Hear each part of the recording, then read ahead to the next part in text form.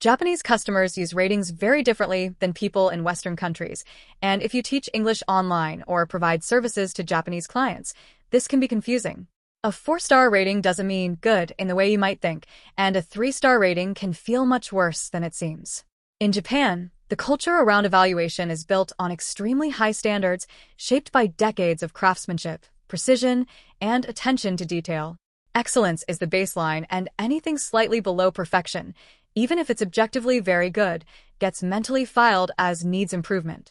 This creates a situation where a service provider can feel like they did everything right, yet see ratings that seem low by Western logic. Western review systems assume 5 stars equals exceptional, 4 stars equals very good, 3 stars equals okay, 2 stars equals below expectations, and 1 star equals terrible. Japanese customers don't follow the same scale. For many, 5 stars is the only true mark of satisfaction. 4 stars means something was missing, not necessarily a big issue, but enough to note. 3 stars signals real disappointment, even if the service was still objectively decent. 2 or 1 star is reserved for experiences that are genuinely terrible, which most customers rarely give publicly. This means that if a student enjoys your lesson, plans to return, and feels the session was helpful, they might still give 4 stars simply because the material felt a little easy, the lesson had a moment of awkward silence, or it wasn't exactly what they expected. None of these things would stop them from coming back, but their internal rating system is simply stricter. Understanding this shifts your perspective. A 4-star rating from a Japanese student often reflects high competence and consistency, not failure. It is an honest reflection of an experience that met expectations but didn't exceed them. The perfectionism behind this behavior isn't arbitrary. It's deeply rooted in Japan's culture of continuous improvement, whether in craftsmanship, professional work, or service delivery. There's a widely respected belief in dedicating yourself to mastery over a lifetime, refining skills constantly, and never declaring yourself finished. Japanese customers apply the same lens when evaluating others. They're not being harsh or unfair. They're being honest according to their standards. The problem is that most online platforms don't communicate these cultural nuances, so service providers interpret the numbers incorrectly. Platforms like Google, Amazon, and ESL teaching apps were mostly built with Western user behavior in mind. Their algorithms, rating displays, and recommendation systems expect 3 stars equals average, 4 stars equals very good, 5 stars equals outstanding. When applied to Japanese clients, this system can distort reality.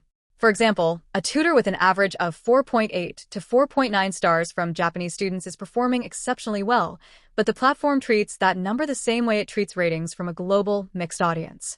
The system doesn't account for cultural differences, so Japanese-facing tutors may appear lower in rankings than their true quality warrants. Another factor is how Japanese customers handle uncertainty. In Western cultures, uncertain users might leave 3 stars as a neutral middle ground. Japanese customers tend to underrate instead. They might leave 4 stars instead of 5 because overrating feels riskier if the experience isn't perfect. This conservative approach is culturally embedded and not a reflection of dissatisfaction. For service providers working with Japanese clients, the key is adjusting expectations. Don't compare your ratings to Western benchmarks. A consistent 4.8 to 4.9 average with Japanese students signals world-class performance. Focus more on repeat bookings and returning students than star ratings. In Japan, a student who books again without leaving a rating is effectively giving a 5-star review. And when a genuine 5-star rating appears, recognize its significance. This represents someone who believes you exceeded already high expectations, which is rare and meaningful. Platforms and businesses should also consider cultural calibration in rating systems. A 5-star review from a Japanese customer and a 5-star review from an American customer are both positive, but they are triggered by different thresholds. Treating them as equivalent without context misrepresents performance. Some companies are experimenting with culturally adjusted scoring systems or regional benchmarks to address this, but most haven't solved the issue yet. The bottom line: Japan's perfectionism is not a flaw. It is a reason why Japanese products and services are so respected worldwide. But when filtered through a rating system not designed to accommodate these standards, the numbers underrepresent the real quality of service. Understanding this distinction doesn't change the ratings themselves, but it changes how you interpret them. For tutors, teachers, and service providers working with Japanese clients, knowing this is critical for maintaining confidence, understanding performance, and building a long-term, sustainable business. Recognize that 4-star ratings often indicate excellent work, repeat bookings matter more than stars, and 5-star ratings are meaningful and rare. Adjust expectations, trust your consistency, and remember that cultural context matters far more than the numbers alone. Thanks for watching. Please subscribe for Japanese and Korean language learning content, fun ESL class stories, sometimes even the toxic ones, plus videos about pets, plants, and anything interesting I discover in my daily life.